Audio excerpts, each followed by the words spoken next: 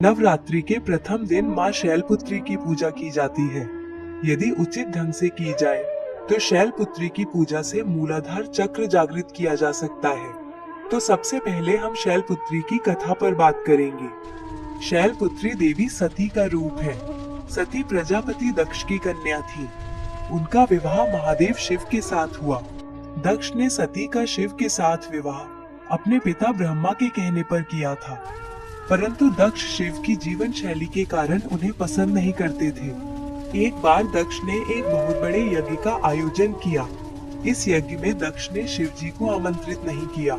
जब सती को ज्ञात हुआ कि उनके पिता ने एक ऐसे यज्ञ का आयोजन किया है जिसमें सभी देवी देवता आमंत्रित हैं, तो उन्होंने भी शिव जी के सामने पिता के यहाँ जाने की इच्छा व्यक्त की।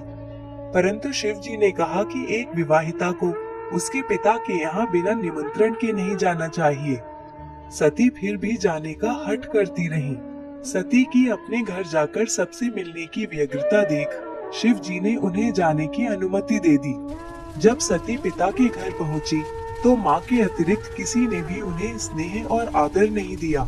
यहाँ तक कि यज्ञ में शिव जी का भाग भी नहीं निकाला गया। जब सती ने पिता दक्ष से इसका कारण पूछा तो दक्ष ने उत्तर दिया कि शिव बागांबर धारण करता है, मुंडियों की माला पहनता है, वो देवताओं के साथ बैठने योग्य नहीं है।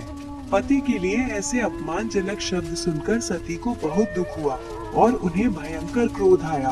उन्हें समझ आ गया था कि शिव जी की बात न मानकर उन्होंने बहुत बड़ी गलती की है। भयंकर क्रोधाग्नि में सती ने स्वयं को उसी क्षण समाप्त कर दिया। इस भयावह घटना को सुनकर शिव जी ने अपने गणों को वहां भेजा और यज्ञ को पूर्णतया विध्वंस करा दिया। शिव जी क्रोध में आकर तांडव करने लगे और सती के शरीर को लेकर सभी दिशाओं में भ्रमण करने लगे। संपूर्ण ब्रह्मांड इस दृश्य को देख भयभीत हो गया। तब भगवान विष्णु ने सती के शरीर के टुकड़े कर दिए। ये टुकड़े जिन स्थानों पर गिरे वो स्थान ही आज शक्तिपीठ कहलाते हैं। माता सती ने अगला जन्म शैलराज हिमालय की पुत्री के रूप में लिया, इसलिए ही उनका नाम शैलपुत्री पड़ा। उन्हें पार्वती और हेमवती भी कहा जाता है।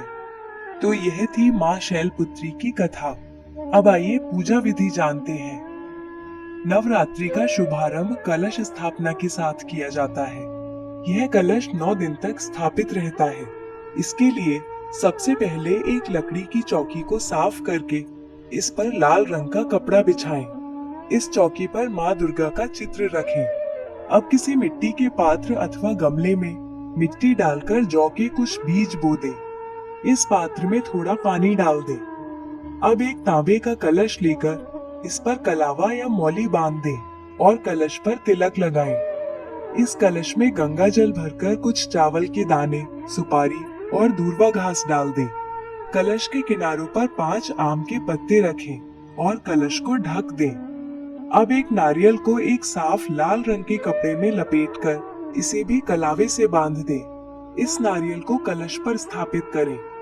अब लकड़ी की चौकी पर माँ के चित्र के बराबर जौ वाला पात्र रखें और उस पर कलश स्थापित कर दें। इस कलश को 9 दिन तक ऐसे ही रहने दें और जिस मिट्टी के पात्र या गमले में आपने जौ बोया है उसे प्रतिदिन थोड़ा थोड़ा पानी देते रहें। यदि आपके लिए संभव है तो नवरात्रि के 9 दिन माँ के सामने अखंड ज्योति प्रज्वलित करें। इसके पश्चात एक छोटे से हवन कुंड में एक छोटे कंडे के टुकड़े को जलाकर रखें।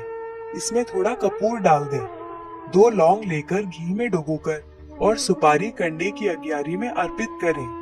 साथ ही रोली और चावल से तिलक करें। अब पूजा में फल और मिठाई का भोग लगाएं।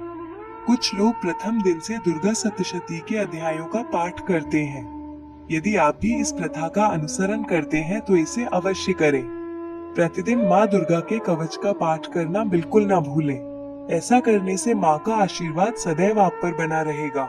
इसके पश्चात व्रत का संकल्प लें। तत्पश्चात शैलपुत्री के मंत्र का एक माला जप करें। माला में मोतियों की संख्या 108 होनी चाहिए। माँ शैलपुत्री का मंत्र इस प्रकार है: ओम शम शैलपुत्री देव्यै नमः। इस मंत्र का 108 बार जप करें। माँ शैलपुत्री आयु, सौभाग्य और प्रकृति की देवी है, इसलिए माँ से प्रार्थना करें कि आपके घर में सौभाग्य बना रहे और सभी को लंबी आयु और स्वस्थ जीवन की प्राप्ति हो।